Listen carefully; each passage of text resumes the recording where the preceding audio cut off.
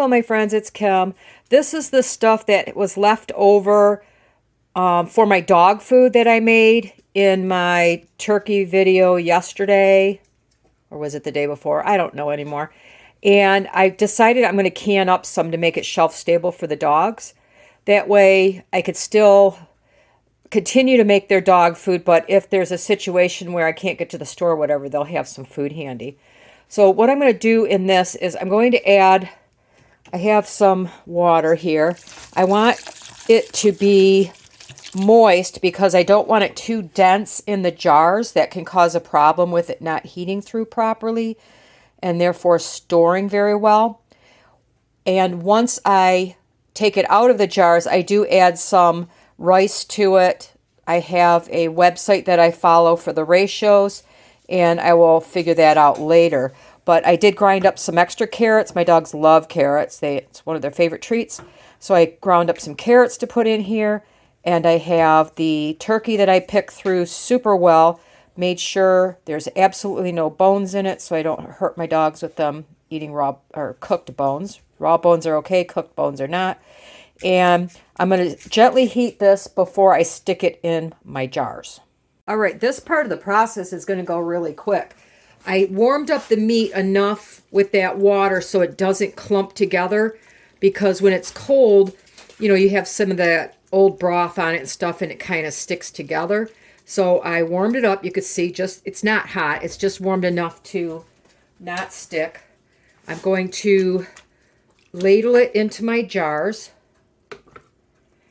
I do not want to pack it super tight because I can use, I'm going to put extra water in it before I debubble it.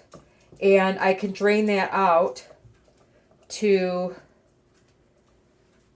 use in my rice when I cook it for them. So this should work. I have 4 animals that eat it. My cat, my 3 dogs. This is at least 2 days worth of food for them. So you can see I have plenty of head space in here. And I'm going to fill the rest with water. If I had unflavored broth left over, I could have used that. But I ended up using that for my own food.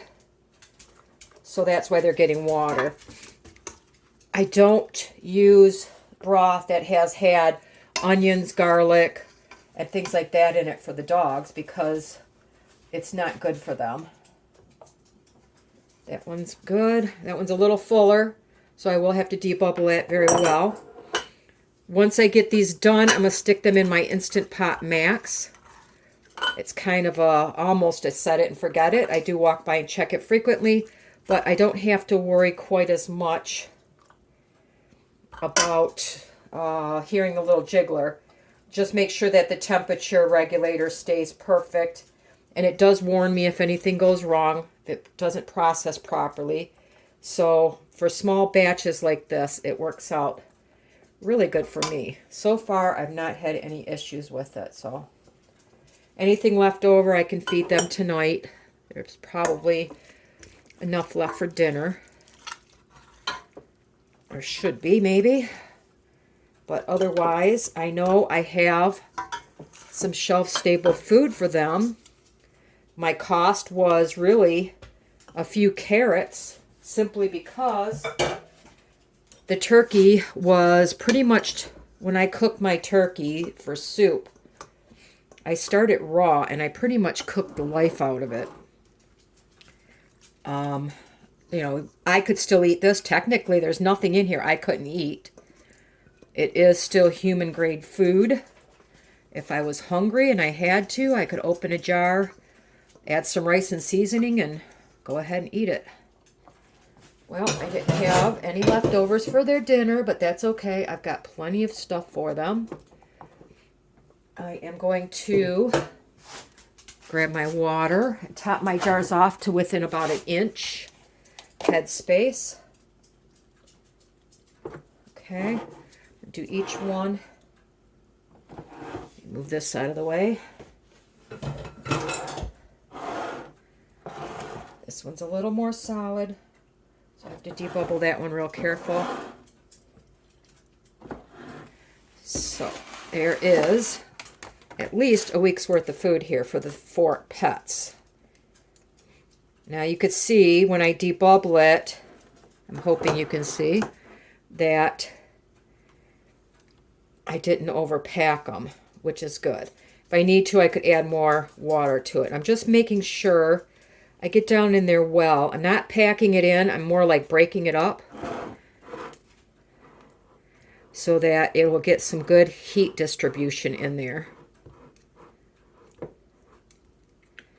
I just want the meat kind of separated out and the water to get between all of the bits.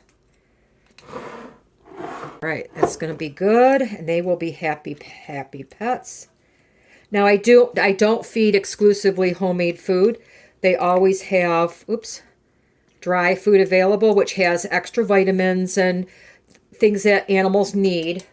It's just they're all getting older and they don't eat as well. My cat has a condition called acromegaly, which is a pituitary tumor that makes him extremely diabetic. It's uncontrolled. There's nothing I can do about it. It will unfortunately kill him earlier than later. He's on, normal cats take 1 to 2 units of insulin twice a day, and he's on 30 units twice a day, so much higher than average. But right now he still has some quality of life, and I'm just doing the best I can for him. Of course, I wiped it off with vinegar, just like you would any other jars. Lids go on. Oops. I love my little magnet wand. Somebody asked me what the wand was. It has a magnet on the end, so you could pick your lids up without putting your hands in the hot water or having to worry about dumping it out. These two stuck, and I don't get my fingers in the middle of the lid and contaminate the inside. Rings go on, finger tight. I always tighten and then back off just a bit because the finger thing, I didn't learn it that way, so it's hard for me to remember. I just make sure it's loose enough that any air in the jars can get out. About 1/8 of a turn or so back, because I don't crank it down hard. I can feel it when it gets firm, and then I back it off. So next step, I'm going to put these in the Instant Pot Max. I'm going to pressure them for 75 minutes. That's going to take a while because it takes time to bring up pressure, go down pressure, and then I'll show you what the dog food looks like when we're all done. Just wanted to show you really quickly.